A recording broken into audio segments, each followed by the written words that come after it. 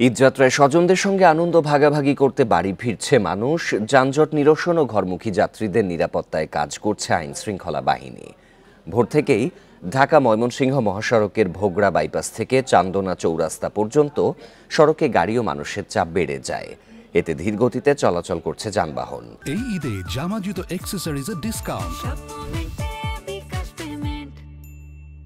এদিকে ঢাকা টাঙ্গাইল মহাসড়কে চন্দ্রা ত্রিমোড় এলাকায় ঘরমুখো মানুষের উপস্থিতি বেড়েছে। গাড়ির চাপ বেড়েছে ঢাকা টাঙ্গাইল যমুনা সেতু মহাসড়কেও। তবে স্বাভাবিক গতিতে চলাচল করছে যানবাহন।